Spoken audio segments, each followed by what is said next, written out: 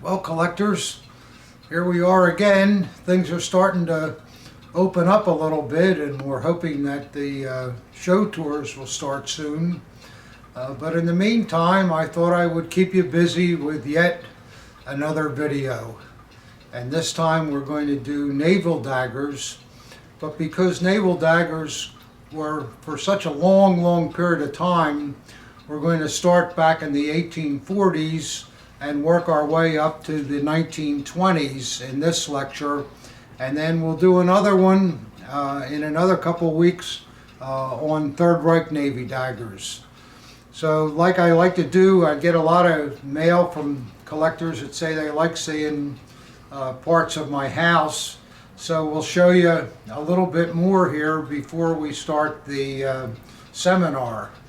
And first I'd like to direct you to this fabulous desk.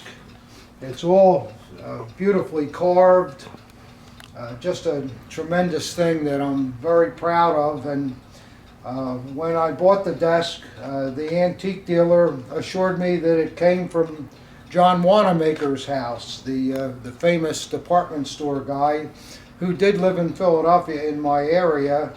So it's certainly jazzy enough and plausible that that this could be the case. And then we'll come over here, and I'd like you to see we have some shelves here. And I like clocks. I think I told you that before, but I also love porcelain. These are some aulic pieces. This huge stag that's chewing on a branch, made in Nymphenburg, and then on top are two aulic vases on the left, and then my favorite piece is Hitler's dog Blondie there, the German Shepherd, or Alsatian as the Europeans call them. I think one of the best aulic porcelains made, and I really love it. And then a little further over is a hunting horn decoration, very beautiful with silver mounts, and behind it is a very nice print of the Kaiser and the Kaiserin celebrating their 25th anniversary in 1905. And then lastly, up top to the left is an urn that's made by Meissen.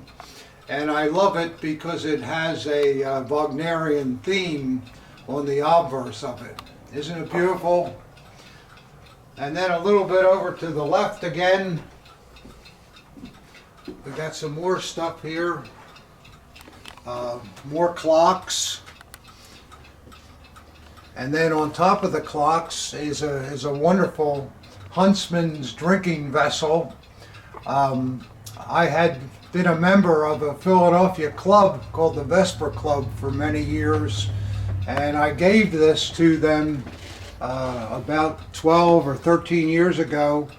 And unfortunately, after being in business since 1941, nobody was supporting it anymore. The young people don't like those old clubs, so they had to go out of business, and they gave me the drinking vessel back. So there you go. And then on top here is it's not aulic, but it's a very nice porcelain here of a soldier on horseback with a pair of bass drums. Very cool thing. Okay, and another piece that I really enjoy very much, it's a huge bronze eagle, and it's marked Berlin, and I have it on a pedestal that's all marble, must weigh 500 pounds, but the detail throughout the bird is just absolutely fantastic. And I have it in front of a window here, so it kind of looks like it's flying right in. So I hope you like that. I like it a lot. A beautiful thing. Hard to believe, but I found it in a yard sale. Can you imagine that? Just a terrific bird. All right, I'm going to take you into the ladies' lounge now, Marie's area. Okay, we're now in Marie's domain, the ladies' lounge. It's really a living room, but it's got a lot of nice features here that women really enjoy, especially the antique furniture and the Civil War period sofa in the back with all the tufting and rosewood. Very, very beautiful. And I have a couple of things in here that might interest you. On the wall over here, I have a painting. This is Leopold, or Leopold. He was the regent of Bavaria, and he came into play in the 1890s after crazy Ludwig either drowned or somebody drowned him. They don't know for sure. For those of you that study German history, Ludwig, he kept building castles, and he built about 8 of them, Neuschwanstein being his most famous castle. But the German people were very fed up with all of his castle building and spending all that money, which they didn't have. So it is felt that he was drowned to get rid of him. But little did they know, 100 years later, all those castles are what brings people to Germany and pays the bills. So there you go. But anyhow, Leopold then came in after Ludwig, and this is a painting of Leopold on horseback. And since he wasn't around too long, he was done at the end of World War I. We don't see many paintings of him, and I think it's very, very nice and very rare. It's on kind of like a wood backing. And then around here, over the sofa, this is just a Victorian painting of a soldier admiring his sword, and I like it a lot because it goes with the colors of the room, and of course there's a sword with it, and the best part is Marie likes it too, so I can kind of get away with that particular painting. And then I'll show you one more here in the room.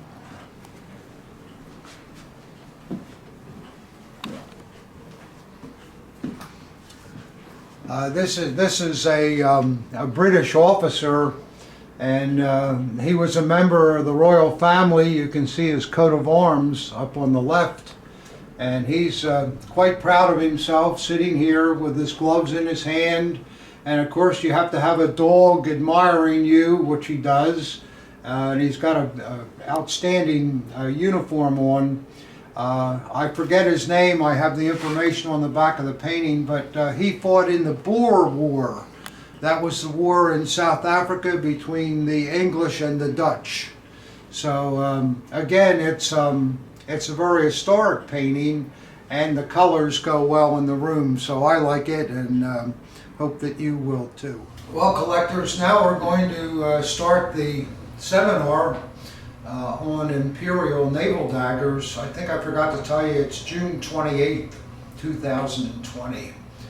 And we're going to start out. You have to, I know it might be boring, I'm sorry if it is, but you just have to know a little bit about the history in order to appreciate how the naval dagger developed. So the first thing I want to talk about, you may never have heard of it, or you did hear of it in school and you probably forgot about it. But did you ever hear of the Hanseatic League? I'm sure you did.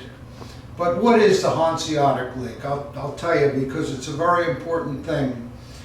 In the Middle Ages, the way Germany was set up, they had a northern coast that ran from Denmark, Germany, Poland, Latvia, Estonia, Lithuania, and right up to Leningrad in Russia.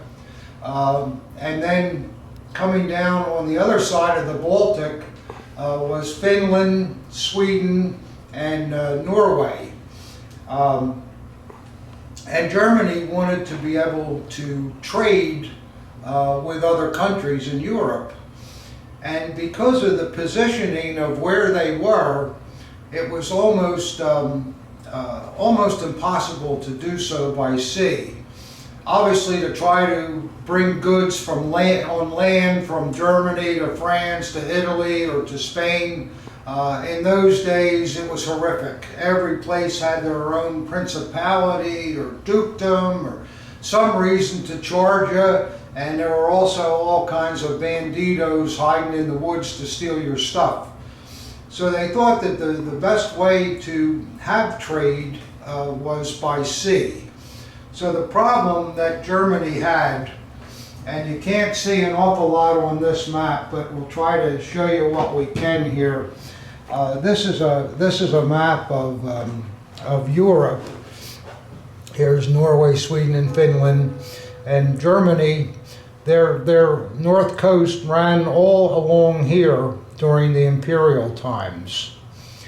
And the problem was that there was no way to get to the North Sea. The only way that you could get to the North Sea, if you were somewhere over here, was through a little tiny channel here that separated Denmark and Sweden. And the channel was only about 10 miles wide. And Denmark and Sweden were always fighting with each other and everybody else. So they weren't apt to let you through there, and it was a big mess to try to get through there. So that was the problem that they had. So what happened, there were two free cities. A free city was a city that was unto itself, and it really reported to no one except the Holy Emperor at the time. But the cities of Hamburg and Flensburg, or Lübeck, I'm sorry, Lübeck was the name of the city. Lübeck and Hamburg, they joined together with a group of wealthy merchants, and they conceived the idea that if they could have a fleet of merchant ships with some real strong-armed guys, real powerful seamen, along with armor, mounted guns, and all those kind of things, they could be able to get shipping through this little tiny area here between Denmark and Sweden, and they were very successful at it. Then what happened, lots of cities in Germany, other countries in Italy and France, England, even Spain, all joined this Hanseatic League because their goods were now protected by this great fleet of merchant ships.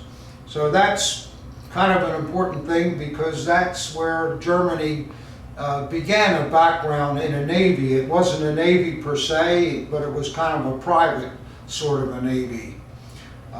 So that's how that transpired. So the Hanseatic League was very important. And I'll show you just, you can maybe see a little bit here, a little closer of what I'm talking about with how close this was, because it's kind of important. This little map here in my book, my naval book, this is the Baltic Sea running along here. This is Denmark here. This is Sweden here. This is the German coast, Pomerania. This stuff is all Poland now, but it was a part of Prussia in those days. So to get from this area to the North Sea out here, you had to go through this little tiny thing here. See how small that is, separating the lands? So you were really in trouble unless you had somebody that could tough it through. So the Hanseatic League, and believe it or not, the Hanseatic League lasted for 500 years. The reason that it finally broke up is because the New World was discovered, and the Dutch, the Spanish, the British, they had big warships, and they went to the West Indies, and they took goods back and forth, pelts and all that kind of stuff. And little by little, the Hanseatic League started to fall off. But anyhow, Germany was struggling in the 1800s with wars with everybody. And in the 1840s, they thought that They were getting fairly good stature in the world, and it was time to have some type of a official navy. So before establishing a navy, they built what was called a corvette class ship, and it was built as a training ship. They wanted to teach young men how to sail, looking at the future for when they were going to form a navy. This ship was called the Amazon. It was built in 1844, and it accommodated about 165 seamen and officers. And the cadets that were the trainees on the ship, they were called pupils. They decided to give them a little more esprit de corps. It would be nice if they had a little dirk to wear. And we say dirk a lot of times when we're talking about naval daggers. They're still daggers, but we call them dirks, which is a British expression, and the British had these things years before the Germans did. So we always refer to naval daggers as dirks. So the Amazon, I'll get these pieces and show you what we're talking about. These Amazon dirks, they're quite small and they're extremely rare. This particular piece, the crossguards bend on it. I could straighten it, but I don't want to. I think it shows the character of the dagger. These little dirks were made for giving to the cadets on the Amazon. And they basically were sort of the first German dagger that we see that was semi-official. And the pommel consisted of a round ball that depicted cattails and reeds, and they were mounted over cresting waves. The grip was wood underneath, and it was wound with wire. And then the crossguard was designed with the center blocks of fouled anchors on both sides. And then the crossguards had capstan ends. You always hear the word capstan. You maybe, what the heck's a capstan? A capstan was the big piece of iron or steel on a ship that the anchor wound around, and they were flared at the top so that the chain couldn't come off. So it was a typical term that was used in naval all the time, so why not use it as a quill and end? So they did. And the scabbards actually, we're talking 1840s here, they have the same basic design for 100 years. You have the palmettes at the top with the carrying bands. Then you have the lightning bolts and what we call little ermine feet and acanthus sleeves. But the one thing that they did, they all had these blades. I'll show you the little one too. They all had blades that were blunted on the end. And the reason for that was, hey, these were 12, 13, 14, 15-year-old boys, and they didn't really want them stabbing each other. And it was supposed to be used as just a decoration. So this is what you see. Now, as you can imagine, Amazon dirks are ultra rare, extremely hard to find. My old buddy, the late Jack Staley, he had a stand in a flea market, and he bought this one time years ago. He didn't know what it was, but I did. So I was able to get it from Jack at a good price. I didn't cheat him though. I told him what it was.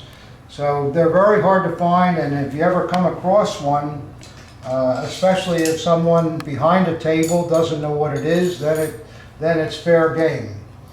So that was the Amazon dirk, and the Amazon, by the way, the ship itself, it floundered off of Holland in 1862, and all hands were lost, 165 people. Not a good thing at all. So they really got about 18 or 20 years out of that ship. So next, after the Amazon dirks, in 1848, there was an official Prussian Navy that was established, and they designed a dagger that was the official dagger 1848 model. It was a lot based on the old Amazon pattern. I'll show you what they look like. The 1848 daggers, the first thing that every one of them have that no other pattern has, and this is very important, the bottom shape here has a V design. Do you see that V design? Very important. The rest of the dagger could be mistaken for something that was made in the 1920s, and many times it shows, I found it to be the case, that sometimes a dealer will have one of these 1848 daggers and think it's from the 1920s. And hey, if he's behind the table, that's all fair game, you know?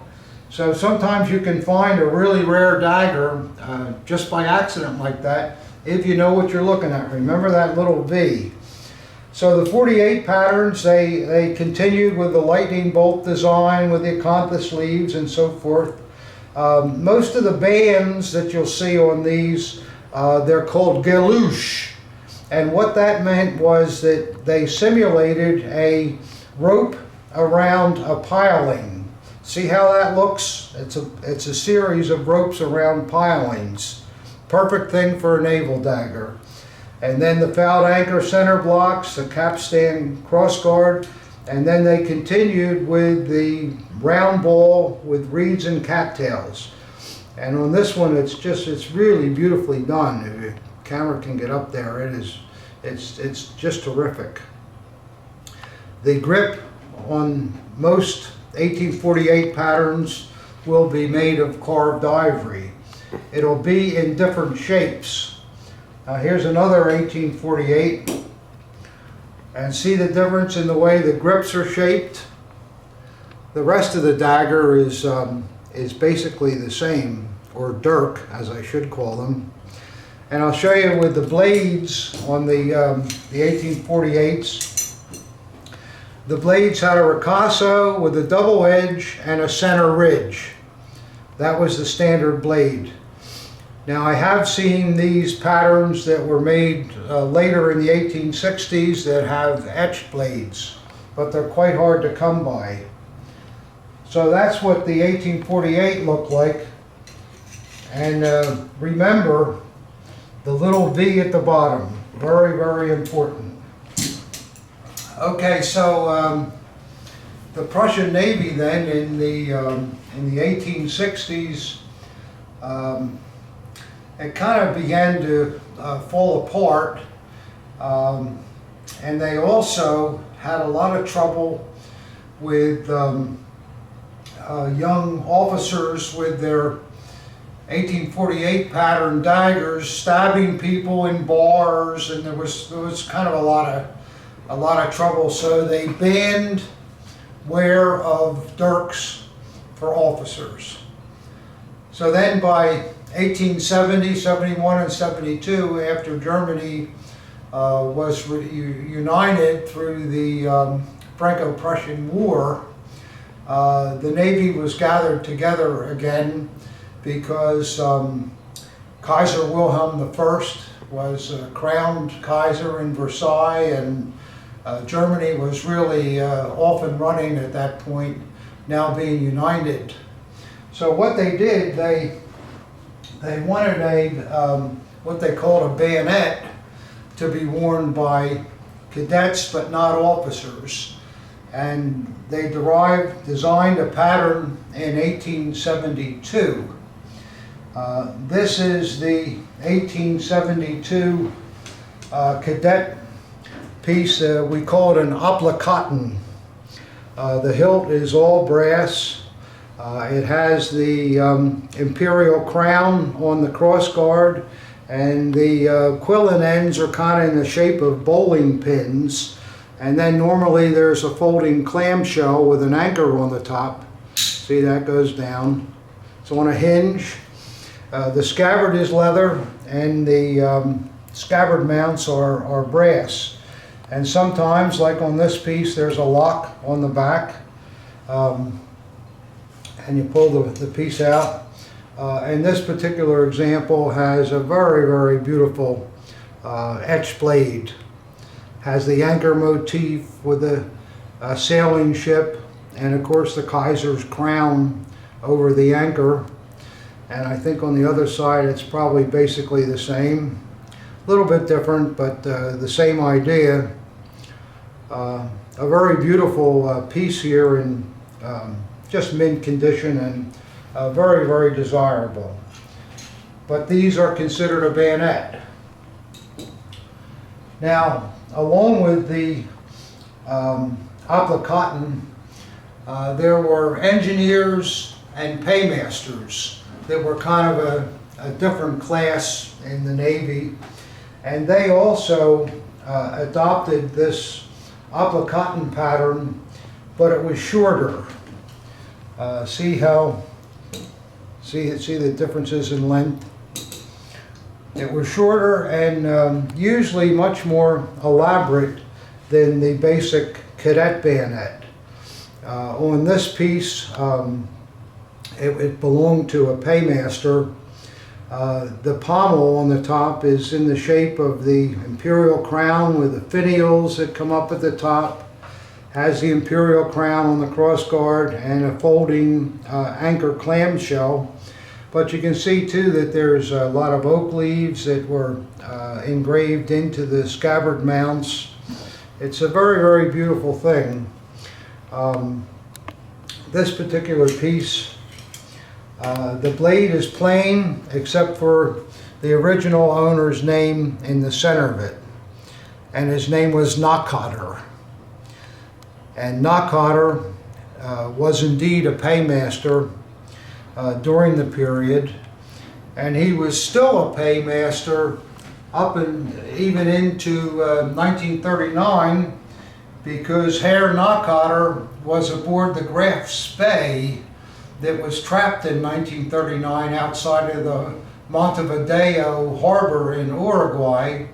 And if you guys remember your history, the German captain scuttled the Graf Spee, which, I mean, it was a huge pocket battleship, scuttled it so that it couldn't fall into the hands of the British, and he got the crew all aboard in Uruguay, and then a day later he committed suicide.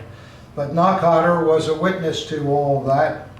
So if you can find any pieces where they're named to individuals, and it's possible to look up their record and their life in the Navy, I mean, it makes for a very, very exciting thing, especially if you're like me. I get excited about stuff like that.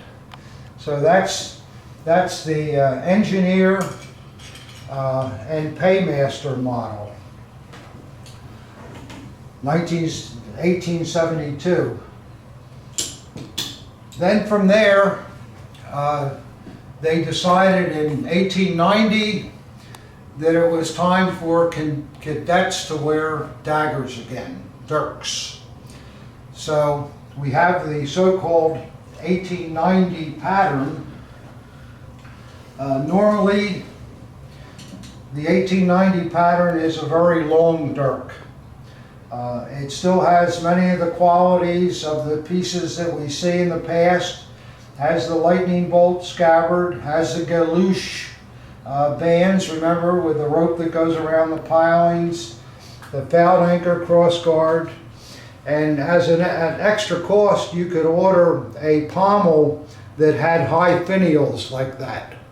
The standard examples, the finials were set against the top of the pommel, and many, many of the 1890 pattern daggers have ivory grips that are hand carved. And the reason for that was that the Germans had colonies in Africa then.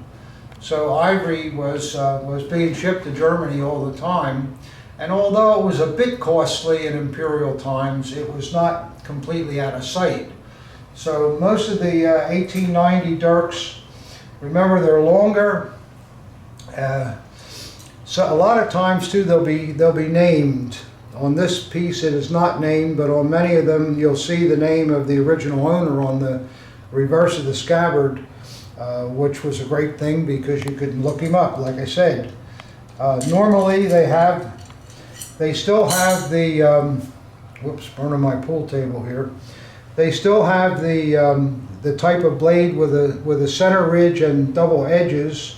And on this piece, there's a beautiful nautical scene with the ship. This piece is in flat out mint condition. Just very, very beautiful.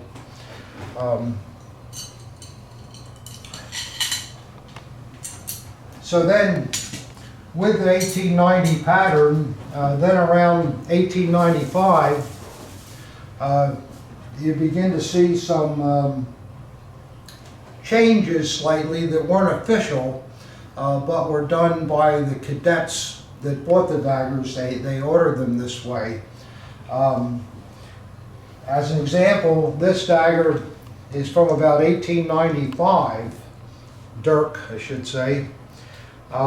It's smaller than the standard 1890 pattern, and it also has a beautiful raised work of crown and anchor here between the bands, and the ivory is very beautiful, and a very beautiful crown. And on this piece, I think it has the mast blade. I think you can see that. It's a beautiful, it's like a rose pattern.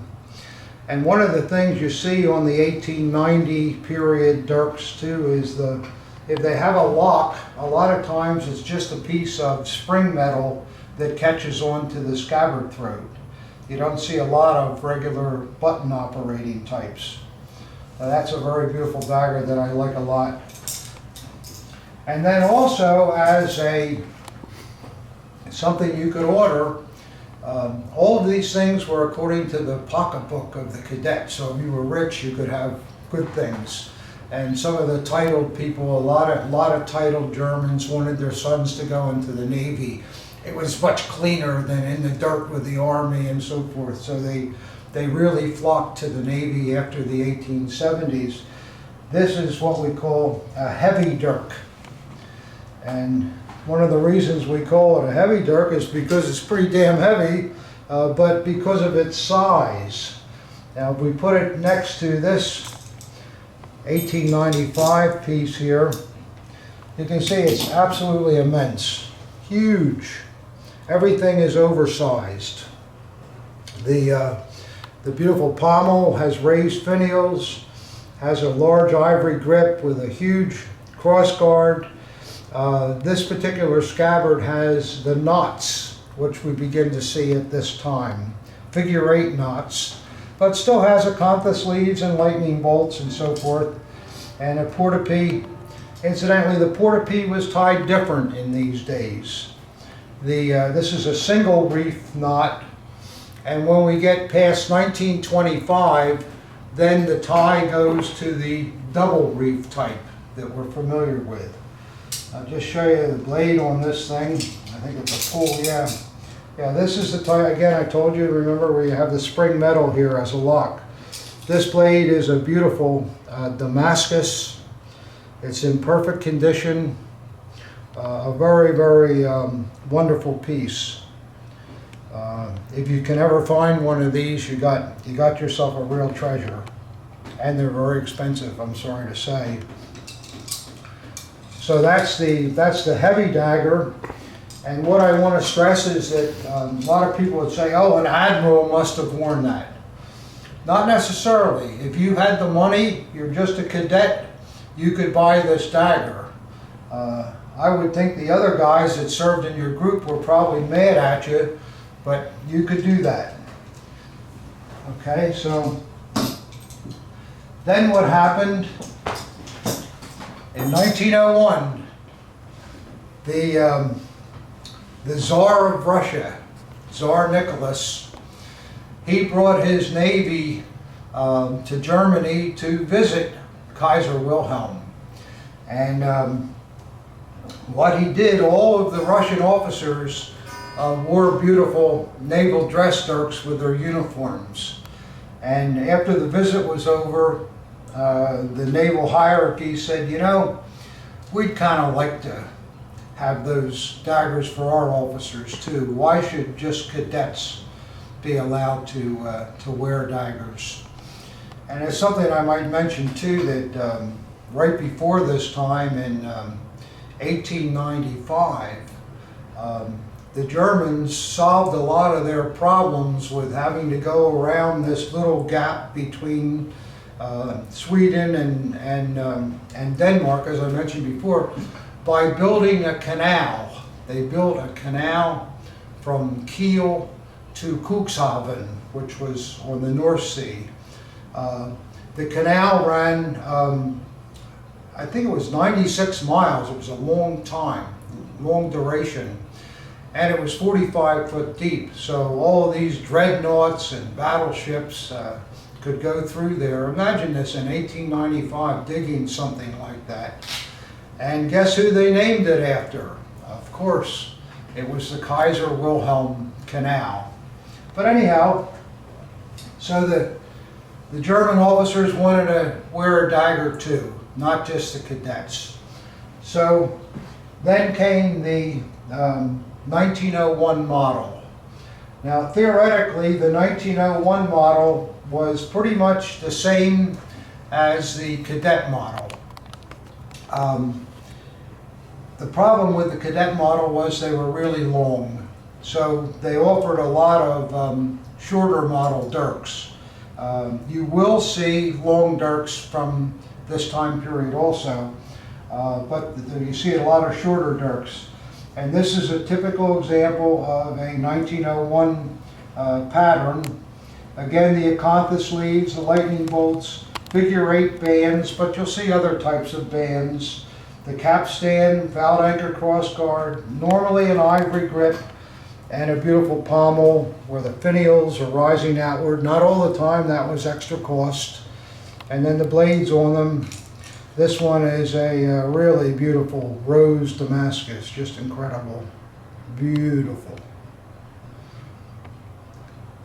Wouldn't mind wearing that one myself, just beautiful. And here on these you start to see the push button blade release too. And then there's, at that time too, they had administrative naval officers, and you don't see this very often. We know that administrative officers wore hanging straps with silver buckles rather than gilt like the regular line officers. But in the case of this person, he has a 1902 Imperial Naval Dagger that is all in silver. The silvering is very old on this. It's not something that somebody plated in 1950. This is the original plating on the dagger. Has an ivory grip. Everything's the same as a standard 1901 pattern or 1902 pattern except for the silvering. And the blade on this piece is also a Damascus blade. So this guy was really a hot shot walking around with this nice dagger. Silver. The only one I've ever seen. They're really, really rare. And I'll just show you that this is a standard 1902 pattern. And I told you, the standard was long with them. But it is absolutely beautiful in mint condition, with an ivory grip, beautiful pommel, very fine original knot to it. It's got the figure-8 bands, and I'll show you this. This will really open your eyes, I think. Look at that beautiful Damascus blade with the blue panels and the gold inlay. It features a sailing ship on one side and a fouled anchor on the other side with sea plants underneath of it. Isn't that tremendous?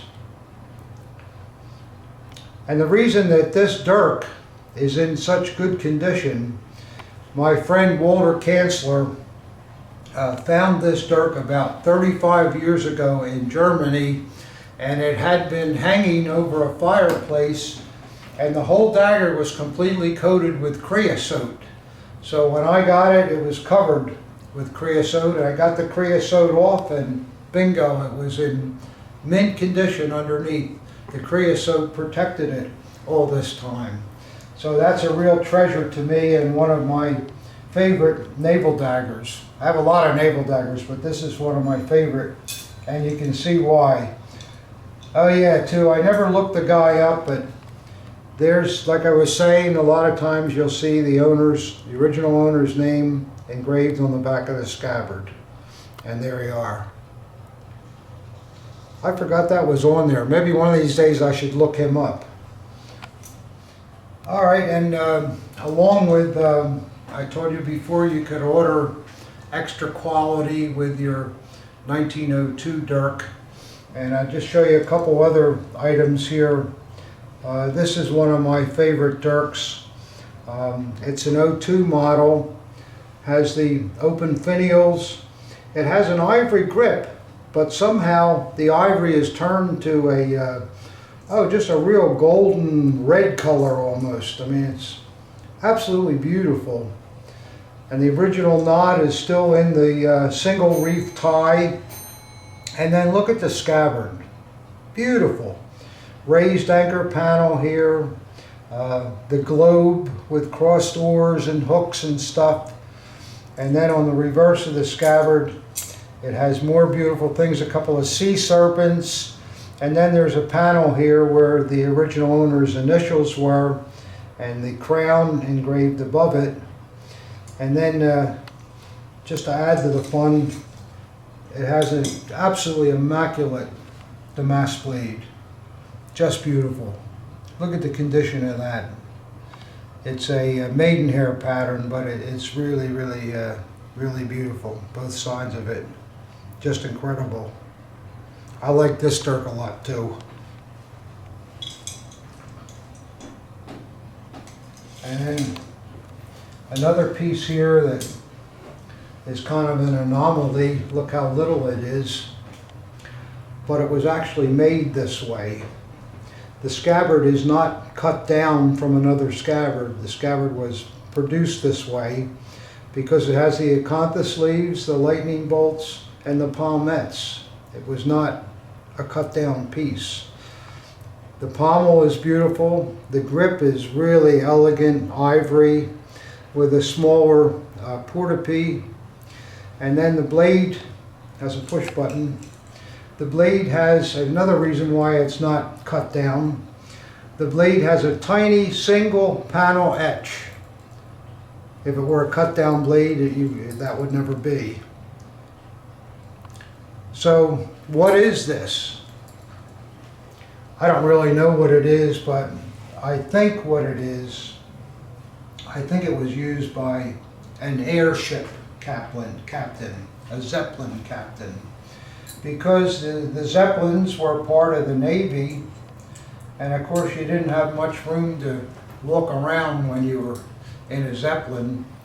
And it's very possible that the original owner had this dagger made for him like this.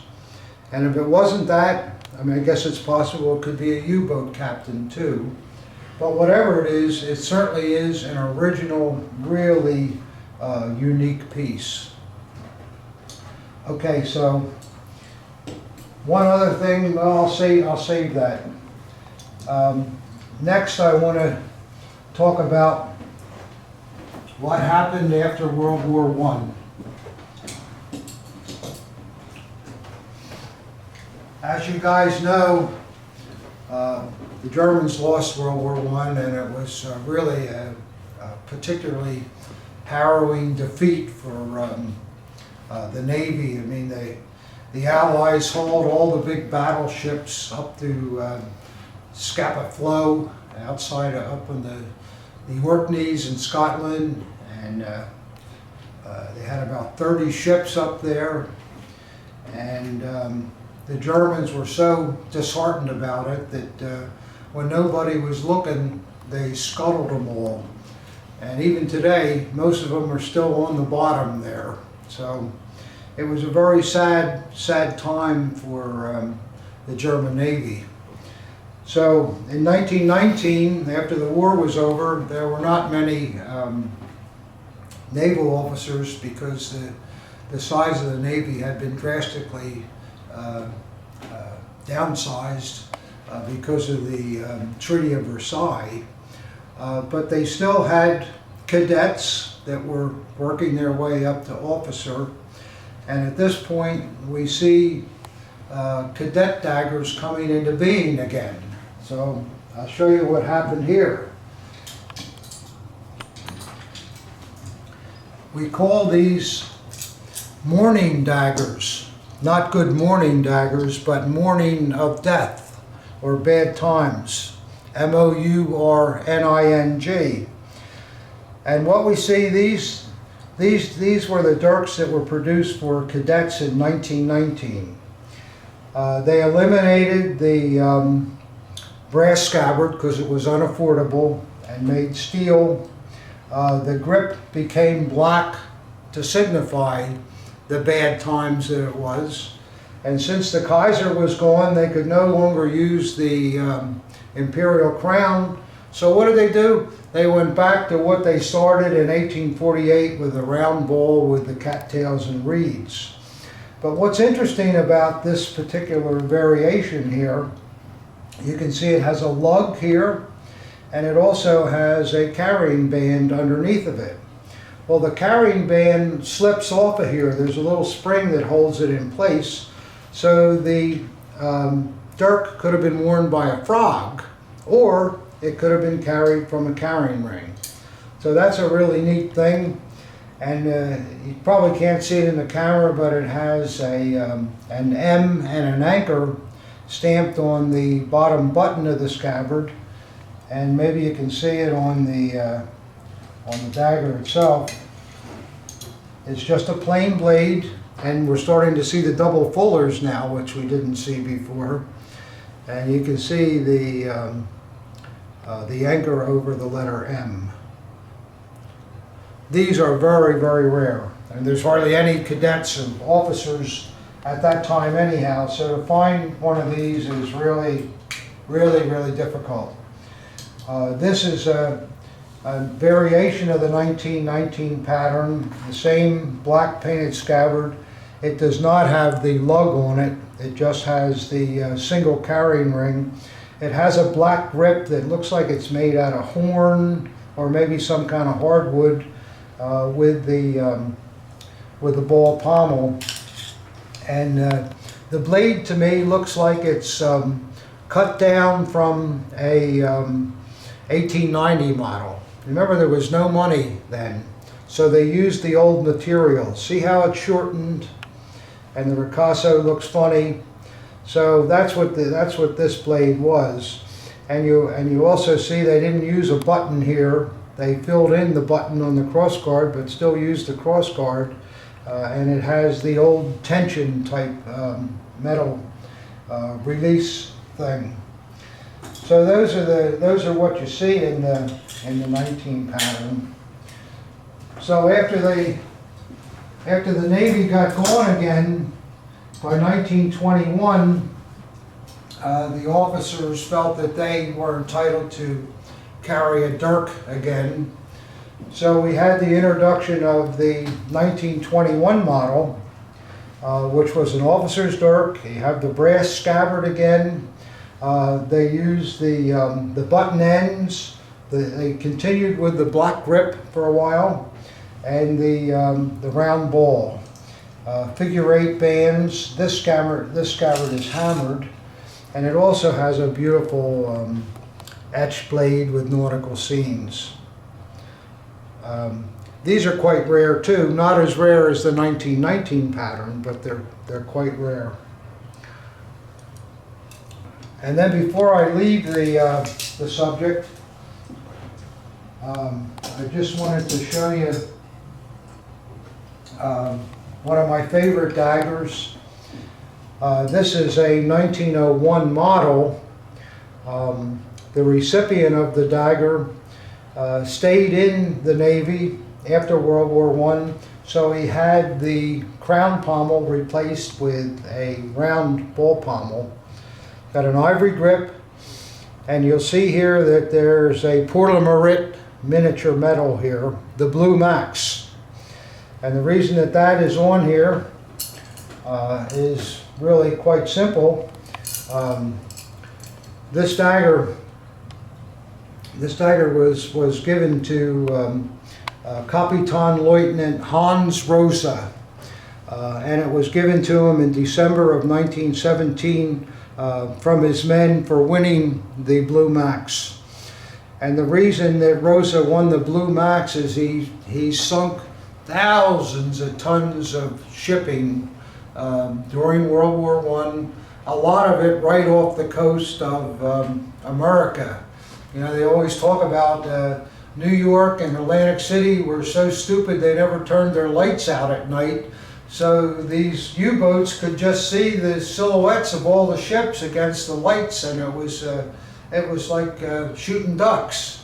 So Rosa was one of the World War I heroes, and he was one of only 23 recipients in the Navy of the Blue Max. And then it has a nice damask blade with it too. But what a tremendous thing. Thank goodness that it survived all these years. And I want to show you too that before I leave the subject, the naval dirks that were worn prior to 1912 were suspended by these small narrow dress belts and hanging straps. See how narrow the buckle is and the lion mask hanger. And then the hangers themselves, they were always gilded brass with a nice moor type material. And usually you'll see snaps like this that are different from the types you're used to looking at. And sometimes you'll see a regain hook and chain, but not always. And then after 1911, they brought out a wider type belt, which this one is. By the way, they always have a nice purple velvet inside too, which I love. Love that color. It's so regal. Here you can see the buckle is much bigger compared to the small one from the pre-1911. And then the straps, beautiful gilded brass, highly detailed. This one has a regain hook. It's just very, very beautiful things. Trying to find the accoutrements too is a nightmare. Very, very difficult, and especially to find them in nice condition. That's what you want to do if you can. So that's about all I can think to tell you about these daggers up to 1921, and we'll start with 1929 on the next lecture. And in the meantime, if you want to know a lot about this stuff, this is my book on the Navy. I think it's a tremendous book. I've gotten a lot of compliments from it. It's only 70 bucks, and boy, it's about 500 or 600 pages, loaded with in-wear photographs, and gives you all the history of the specific times of the Navy. And you can really learn a lot without even trying, because it's fun to learn about stuff like that, I think. And it makes your daggers more meaningful to you too. That's why I bother to include as much history as I can. So I don't mean to bore you, but I just think it's necessary. So that's about all I can do right now, and I hope it's not too long. And we'll see you for the 20s and Kriegsmarine daggers, dirks, the next time. Thank you.